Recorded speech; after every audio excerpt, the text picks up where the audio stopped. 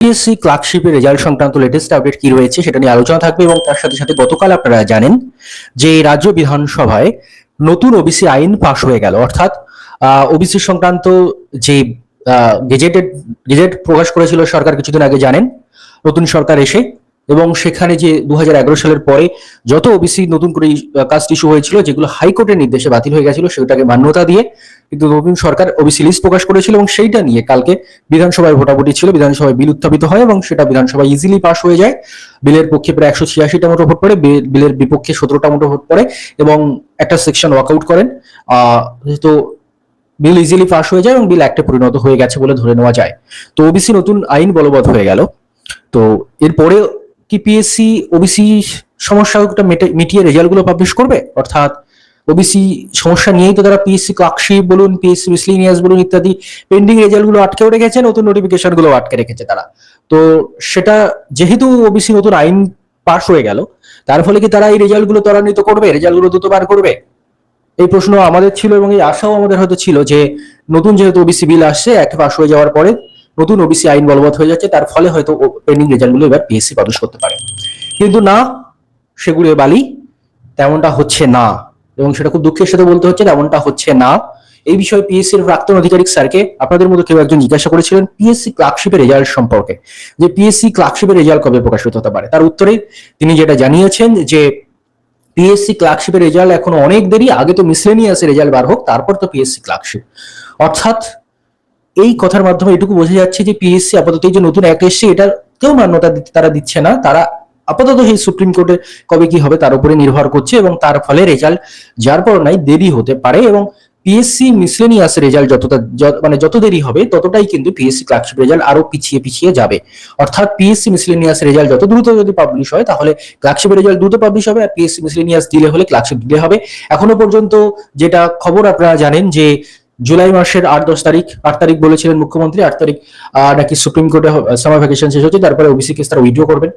তারপরেও এই সমস্যাটা কি করবে জানি না। তবে আমার এখানে গতদিনও আমি বলেছিলাম একটা সহজ কথা আমার, সেটা হচ্ছে এক ইয়ারের নোটিফিকেশনে দুরকম নিয়ম কেন হতে পারে, কেন হবে সেখানটায়।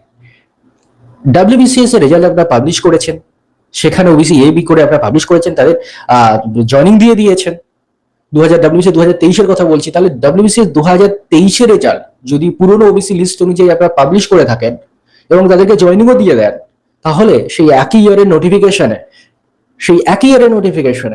ক্লার্কশিপ 2023, মিসলেনিয়াস 2023 তাদের রেজাল্ট বার করতে গিয়ে আপনাদের এই ওবিসি সংক্রান্ত জটিলতাটা কেন? ওরা একই ইয়ারের নোটিফিকেশনে দুরকম নিয়ম করেন কারণ সেখানে তো আপনার এজ ক্রাইটেরিয়া থেকে শুরু করে 1/1/2023 অনুযায়ী সেখানে আপনারা ক্যালকুলেট করেছেন। তাহলে একই এজ ক্যাটাগরি থেকে শুরু করে একই ইয়ারের নোটিফিকেশনে সেখানে দুরকম নিয়ম আপনারা কেন করতে যান জানি না, কি নির্দেশ আদেশ তাদের উপর থেকে রয়েছে। তবে আমার মনে হয় যে একই ইয়ারে যেহেতু ডাব্লিউবিসিএস এর ক্ষেত্রে তারা পুরনো ওবিসি রুল ফলো করেছে, তাহলে নতুন ক্লার্কশিপ মিসলেনিয়াস এর ক্ষেত্রে তাহলে পুরনো রুলই ফলো করা উচিত।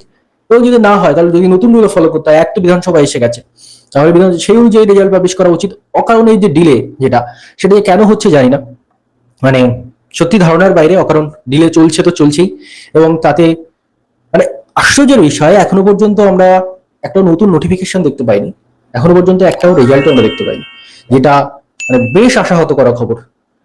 যে নতুন সরকার আসার পরে আমরা অনেকেই এখনো আশা করছি যে নতুন সরকার অনেক যে বাজেটে 1 লাখের নতুন নোটিফিকেশনের কথা বলেছে সেটা আসুক, আমরা চাকরি প্রার্থীরা পরীক্ষা দিতে চাই। কিন্তু এখনো পর্যন্ত যেটা হচ্ছে সেটা হচ্ছে এখনো পর্যন্ত একটাও নতুন নোটিফিকেশন পাবলিশ হয়নি, এখনো পর্যন্ত একটাও পেন্ডিং রেজাল্ট পাবলিশ হয়নি, যেটা অত্যন্ত অত্যন্ত খারাপ জিনিস হচ্ছে আমাদের সাথে। তো এইটুকু বলার ছিল আপাতত।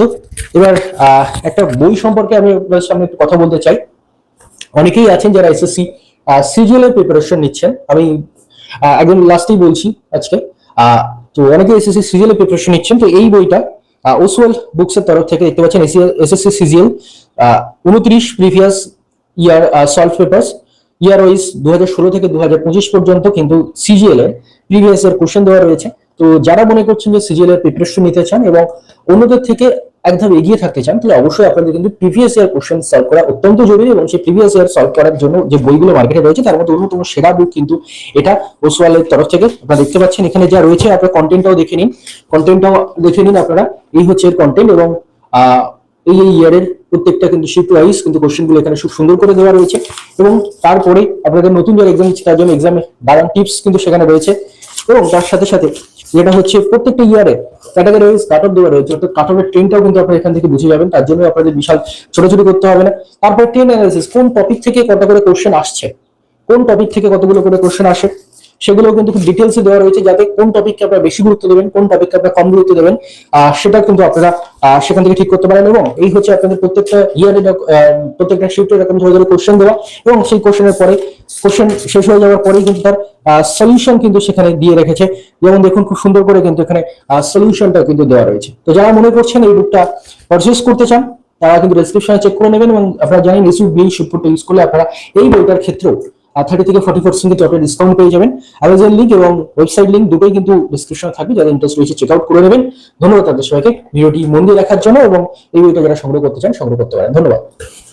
কেমন লাগলো কমেন্ট বক্সে আপনারা জানাবেন, এবং এর সাথে সাথে আপনারা এই চ্যানেলটিকে সাবস্ক্রাইব করে রাখবে, এবং আপনারা বেশি বেশি করে শেয়ার করবে। যারা বেশি বেশি করে শেয়ার করবে এই চ্যানেলটি ভাইরাল হওয়ার পরে তাদেরকে গিফট এবং উপহার দেওয়া হবে।